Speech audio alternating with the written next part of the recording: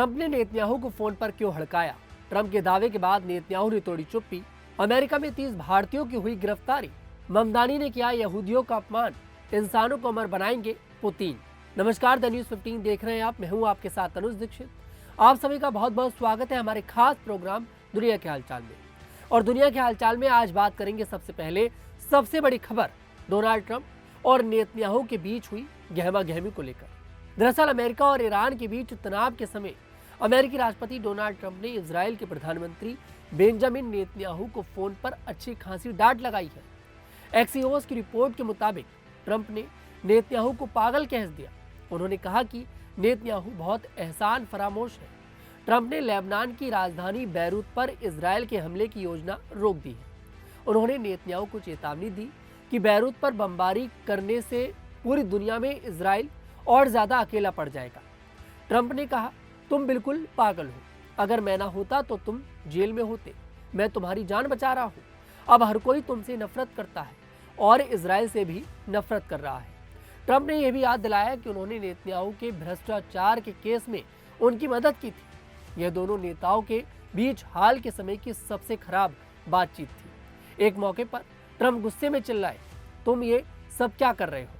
Trump को लगता है कि नेतन्याहू लेबनान में ज्यादा आक्रामक रवैया अपना रहे हैं। इससे ईरान के साथ शांति की कोशिशें खराब हो सकती हैं।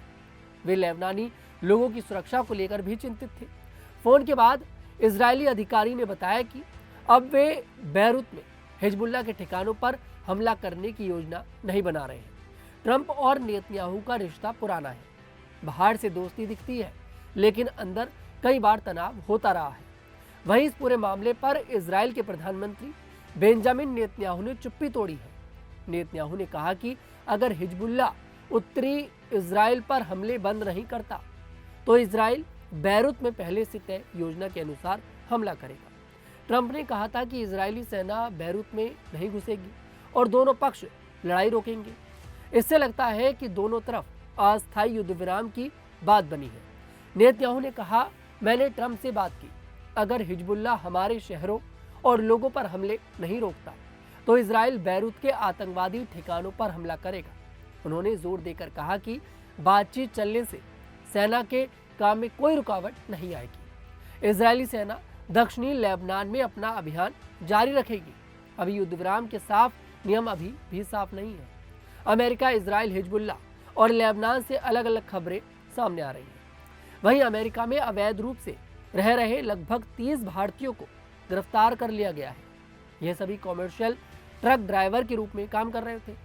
अमेरिकी सीमा सुरक्षा एजेंटों ने 11 से 15 मई के बीच ऑपरेशन चेकमेट में कुल 52 लोगों को पकड़ा। इन्हें 36 में से 30 भारतीय हैं, बाकी 6 मैक्सिको, अल सल्वाडोर और रूस के हैं। इनके पास कैलिफोर्निया, न्यूयॉर्क जैसे राज्यों के ड्राइविंग लाइसेंस थे या कुछ के पास कोई लाइसेंस भी नहीं था। उनके काम करने के कागजात बाइडेन सरकार के समय बने थे, जो अब अमान्य हो चुके हैं। ट्रंप सरकार अब ऐसे अवैध विदेशी ड्राइवरों को ट्रक, बस चलाने की अनुमति नहीं दे रही है। ये लोग जल्द ही अमेरिका से बाहर भेज दिए जाएंगे।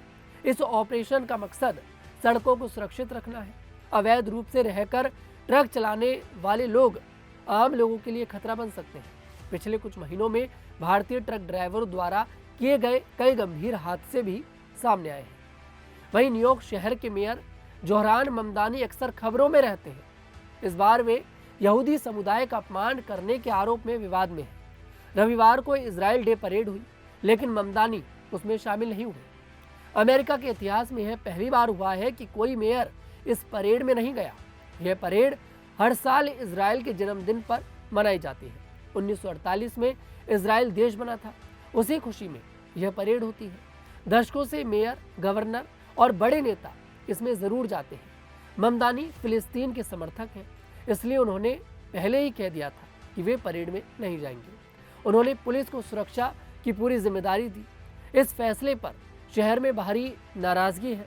एक बड़े रब्बी ने कहा, अगर आना नहीं है तो घर रहो, हमें आपकी जरूरत नहीं। न्यूयॉर्क पुलिस कमिश्नर जेसिका टिश खुद परेड में गई। 2 हफ्ते पहले मेयर कार्यकाल ने नकबा पर एक वीडियो भी जारी किया था, जिसमें फिलिस्तीनियों की दर्द भरी कहानी दिखाई गई। यहूदियों ने इसका भी कड़ी आलोचना की थी। वहीं रूस के राष्ट्रपति व्लादिमीर पुतिन इंसानों को बहुत लंबी उम्र देने वाली तकनीक बना रहे हैं। उन्होंने एक खास प्रोजेक्ट शुरू किया है। इस पर 26 अरब डॉलर खर्च होंगे। सितंबर 2025 में चीन की राजधानी बीजिंग में एक परेड के दौरान पुतिन ने चीन के राष्ट्रपति शी जिनपिंग से इस बारे में बात की। उन्होंने कहा कि इंसान अपने पुराने अंगों को बार बार नए अंगों से बदलकर हमेशा जवान रह सकता है। रूस सरकार का लोंगेविटी प्रोजेक्ट इंसान की उम्र बढ़ाने की प्रक्रिया को रोकने पर काम कर रहा है। इसमें शरीर के अंग बदलने और कोशिकाओं की उम्र घटाने की कोशिश की जा रही है। वैज्ञानिकों का मानना है कि अंग बदलने से इंसान लगभग अमर हो सकता है। इस प्रोजेक्ट का नाम न्यू हेल्थ प्रिजर्वेशन टेक्नोलॉजी है। इसका लक्ष्य 2030 तक 1,75,000 लोगों की जान बचाना है।